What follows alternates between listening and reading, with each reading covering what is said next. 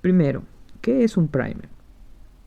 Es una secuencia corta de nucleótidos de entre 15 a 60 pares de bases necesaria para iniciar la replicación del DNA.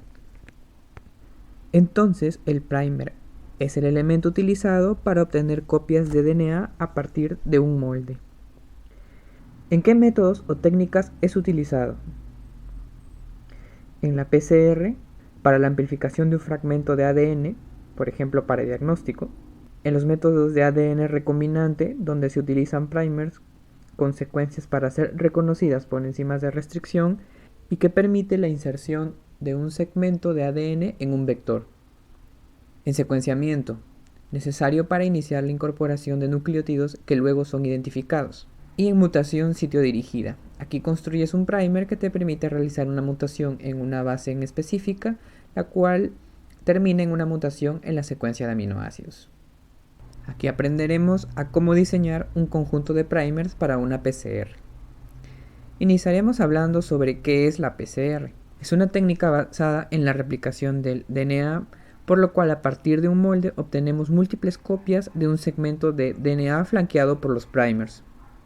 Este proceso también es conocido como amplificación del DNA, pues existe un aumento exponencial en el número de copias del fragmento, el cual es proporcional al número de ciclos. Así tenemos que a partir de una doble hebra de ADN en el primer ciclo de una PCR, obtenemos 2 copias de la misma. En el segundo ciclo, estas 2 copias dan producto a 2 copias cada una, y en el tercer ciclo, entonces observaríamos 8 copias de ADN. Entonces a esto se refiere con un aumento exponencial. Este proceso tiene tres pasos principales. La desnaturación del ADN, donde la doble hebra de DNA es separada a sus cadenas simples. Esto es realizado por el aumento de la temperatura, que normalmente está entre 98 grados. La etapa de anhelamiento, donde se baja la temperatura hasta un punto en el que las hebras complementares aún se encuentran separadas, entre 48 y 72 grados. Aquí además es la etapa donde los primers se ligan a los extremos del fragmento, observando el forward primer que se liga en la cadena con la orientación 3 a 5' y el reverse primer, el cual se liga en la cadena con la orientación 5 a 3'. La definición de la temperatura de anhelamiento para una PCR está dada en función de la temperatura de melting de los primers, la cual es la temperatura en la que el 50% de las dobles hebras de DNA se mantienen en su forma de hebra simple, permitiendo la ligación de los primers. La tercera etapa es la extensión, que se da entre 68 y 72 grados, y es aquí donde la DNA polimerasa comienza a incorporar los nucleótidos que permiten el crecimiento de la hebra en formación. Se tiene que recordar que la DNA polimerasa trabaja en la dirección 5 a 3', como observamos en la imagen. Así, terminando con la etapa de extensión, se baja la temperatura y tenemos ADN de doble cadena formados. Entonces, el éxito de la PCR depende en su mayoría del correcto diseño de los primers, y para eso se sigue una serie de criterios. La longitud de los primers debe estar entre 15 a 25 pares de bases, la proporción GC debe estar entre el 40 y 60%, esto te garantiza la estabilidad de interacción entre el primer y la secuencia molde, debido a los 3 puentes de hidrógeno del enlace. La diferencia en la temperatura de melting de los primers debe ser un máximo de 5 grados. Se acostumbra a colocar en el extremo 1 o 2 pares púricas. Se evita regiones que formen bucles. Y podemos agregar nucleótidos en los extremos 5' para ayudar en las proporciones GC o en la temperatura de melting. Entonces veamos como ejemplo esta secuencia de DNA con sus primers forward y reverse, cada uno con 19 nucleótidos. Estos primers son copias de las hebras complementarias de la cadena que amplifican. Es decir, el forward primer es una copia fiel de la secuencia de la cadena con dirección 5 a 3', mientras que el reverse primer es una copia invertida de la cadena 3 a 5'. Calculando los parámetros para estos primers, tenemos que la temperatura de melting para el forward es de 54 y para el reverse es de 65, teniendo una diferencia de 11 grados. El porcentaje GC para ambos está dentro de los parámetros. Una vez que la diferencia es grande, entonces necesitamos modificar los primers para que encajen dentro de los parámetros. Primero vamos a agregar entonces los extremos GA para ambos primers, y en el primer reverse le vamos a quitar los dos últimos nucleótidos. Al calcular nuevamente los parámetros, tenemos que se mantiene la proporción GC dentro de los parámetros, pero mejoramos la diferencia en la temperatura de melting, 3 grados entre ambos. Así entonces decimos que nuestros primers cumplen los estándares y podemos mandar a sintetizarlos. Para nuestra aula utilizaremos el programa SnapGym, el cual se puede descargar gratis, y les recomiendo descargar el Viewer.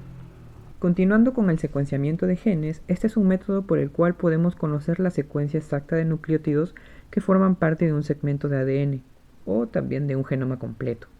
Existen diversos métodos para secuenciamiento. En la actualidad se pueden secuenciar genomas completos de un organismo en pocas horas con los secuenciamientos de segunda y tercera generación.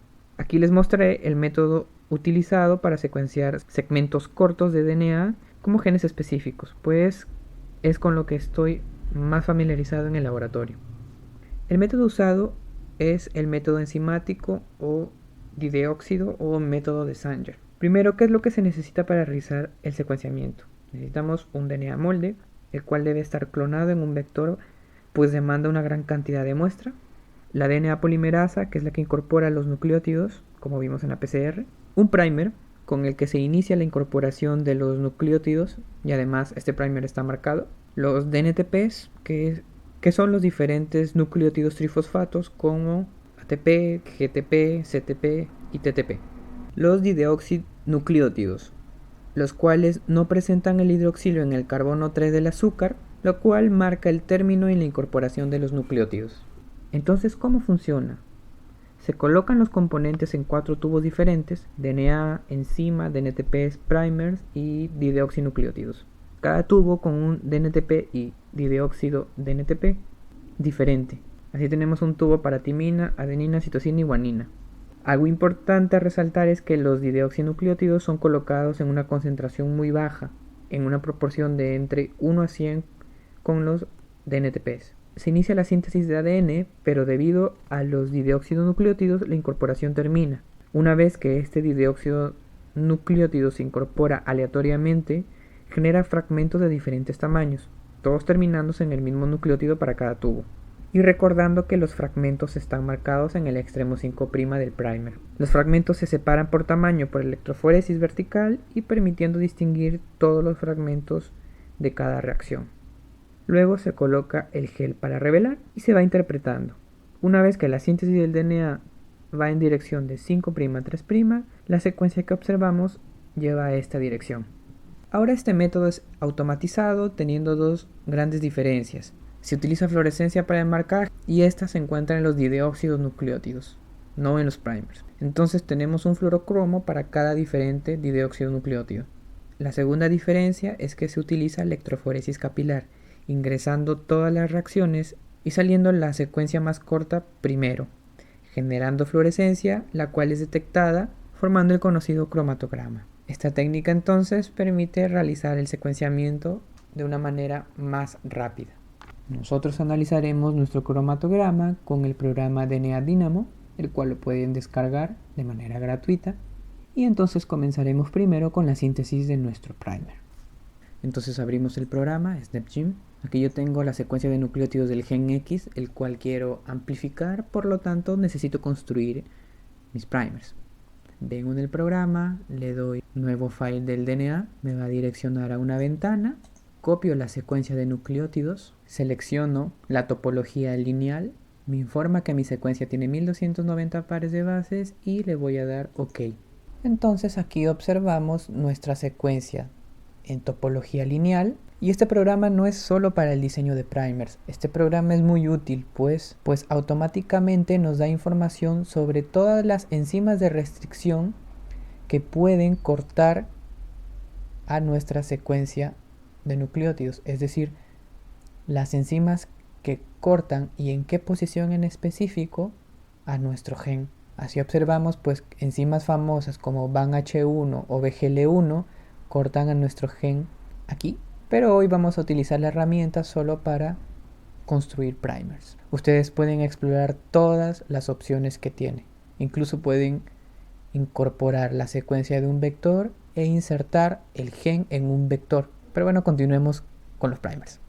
Vamos en secuencia, aquí abajo, y observamos la secuencia de nuestro gen. Voy a seleccionar las 15 primeras pares de bases para generar mi primer forward. Entonces vengo en primer, agregar primer. Aquí tú puedes seleccionar para que el primer sea generado tomando la hebra 5 a 3' o la hebra 3 5'. Voy a dejarle con la primera opción. Y como en el ejemplo cuando se explicó sobre la síntesis de primers, observamos que este primer es prácticamente una copia exacta de la secuencia de la cadena en orientación 5 a 3'. El programa además nos da información del porcentaje de guanina-citosina y una temperatura de melting estimada. Voy a guardar entonces el nombre como FO de primer forward y le voy a agregar primer. Entonces aquí tengo la secuencia de mi primer forward. Ahora voy a construir el primer reverse. Selecciono nuevamente 15 pares de bases. Voy a primer, agregar primer. Ahora voy a decirle que seleccione la hebra de abajo, pero ya el programa me dice de que está muy afuera de los parámetros, pues tengo 27% en la proporción GC y mi temperatura de melting no llega a 40, recordando que la temperatura de melting del primer forward era 60, 20 grados de diferencia, entonces necesitamos modificar. Voy a cerrar y voy a elegir 20 nucleótidos en lugar de 15. Agregar primer, la hebra de abajo y ahora acepto los términos. Observamos que el reverse primer es un complemento reverso de la hebra 5 a 3', es decir, es una copia en la dirección 5' a 3', pero de la hebra de abajo. Observemos entonces los parámetros de porcentaje de guanina-citosina, que es 30%, y la temperatura de melting es 47. Así tenemos que modificar nuestro primer para que llegue lo más próximo a la temperatura de melting de 60 grados y que en la proporción guanina-citosina llegue como mínimo a 40%. Voy a modificar el primer agregándole una secuencia guanina-citosina-citosina. Observamos que el porcentaje de guanina-citosina está en 39%. La temperatura de melting cayó 1 grado, 46. Entonces, ¿qué es lo que puedo hacer? Voy a agregarle los 3 nucleótidos a seguir. Y observemos qué es lo que pasa. Citosina, citosina, timina. Tenemos un porcentaje de guanina-citosina en 42% y una temperatura de melting de 52 grados. La diferencia es de 8 grados. Pero ya tenemos un primer con una longitud de 26 nucleótidos. Vamos a dejarlo así, pues recordemos que aún tenemos que observar los parámetros del primer forward. Este le voy a llamar RE de reverse primer y lo voy a agregar. Ahora voy a entrar en el primer forward para ver nuestros parámetros. Este tiene 73% de guanina-citosina. Este primer va encima de lo esperado. Entonces voy a adicionar algunos nucleótidos para intentar encajar la proporción citosina-guanina por lo menos a 60% o lo más próximo a este valor. Voy a agregarle una adenina, una guanina, 71%. La temperatura de melting 61 grados. Voy a seguir modificándole. Voy a agregarle una timina y una adenina. La proporción guanina-citosina está en 63%, casi cerca, pero la temperatura de melting no se mueve. Voy a intentar quitándole esta citosina. Entonces, ¿qué tenemos? 61% de guanina-citosina y la temperatura de melting cayó para 56 grados. Recordando que la anterior tenía 52 grados. Entonces así tenemos los primers que encajan muy próximo a los parámetros esperados y con temperaturas de melting con diferencia de 4 grados centígrados. Voy a colocar OK y así es como construyo un conjunto de primers para la amplificación de un segmento de DNA con fines de una PCR. Ustedes pueden descargar la versión con todas las herramientas presentes en el SnapGym. Para eso necesitan ingresar su correo y tendrán acceso libre por 30 días a todas las herramientas y pueden confirmar si tienen una PCR exitosa en Acciones, PCR. Continuamos con el análisis de los resultados de secuenciamiento. Para eso utilizaremos el programa DNA Dynamo. Voy a File, abrir archivo y voy a seleccionar mi archivo que contiene el resultado del secuenciamiento. Selecciono el archivo y le doy a abrir. Entonces, al abrir tenemos la secuencia de nucleótidos que se infiere a partir de las señales obtenidas en el secuenciamiento. Las características del cromatograma es que en los extremos la calidad es muy pobre, por lo tanto el grado de confianza de la secuencia en los extremos es muy bajo. Como podemos observar, aquí hay una sobreposición de la mayoría de los picos. Vamos a venir aquí y aumentamos el tamaño de los picos y efectivamente vemos que hay una sobreposición de todos los picos en esta región. No son muy definidos comparados con los de aquí. Entonces no confiamos mucho en los extremos, como aquí, y al final, como pueden observar, todo el final tiene mucho ruido. No pueden confiar en estas regiones. Y si podemos observar, mucha de la región cerca al extremo 3' del secuenciamiento presenta esta gran cantidad de ruido. Aquí ya vemos que mejora y en dirección al 5' la calidad es mucho mejor. ¿Y esto es debido a qué? Que fue utilizado el primer forward para la obtención de esta secuencia. Entonces el primer encaja en el extremo 5'' y va incorporándose. Esta es la razón por la cual los picos en el cromatograma de los nucleótidos más cerca al extremo 5' presentan una mejor calidad. Ahora, ¿qué es lo que podríamos hacer para determinar la fracción que ha sido correctamente secuenciada? Este resultado de secuenciamiento pertenece a un gen de septinas, las proteínas con las cuales yo trabajo. Por lo tanto, yo tengo la secuencia de nucleótidos y lo que puedo realizar es un alineamiento entre la secuencia obtenida de la base de datos y la secuencia obtenida del secuenciamiento. Entonces utilizo el programa YALView para realizar el alineamiento. Aquí está la secuencia de nucleótidos de septina 8 obtenida de la base de datos y voy a incorporar aquí la secuencia de nucleótidos producto del secuenciamiento. Voy al programa Dynamo, al File, exportar secuencia en formato FASTA. Y aquí tengo la secuencia de nucleótidos del resultado de secuenciamiento, la copio y realizo el alineamiento. Entonces aquí tenemos el resultado del alineamiento con la secuencia de nucleótidos de la septina 8 procedente de la base de datos y la secuencia de nucleótidos procedente del secuenciamiento. Voy a seleccionar porcentaje de identidad como color y además observamos un gap entre la secuencia de la base de datos y la secuencia procedente del secuenciamiento. Esto es ¿por qué? Porque el forward primer se empareja con las secuencias procedentes del vector. Es decir, él no se liga a las secuencias específicas del gen, sino que se liga regiones abajo, siendo estas secuencias de nucleótidos la secuencia de nucleótidos del vector. Así vamos a continuar y observamos que hay 100% de coincidencias entre la secuencia de la base de datos y la de secuenciamiento. Entonces, con esto decimos que el secuenciamiento ha sido exitoso y continuamos.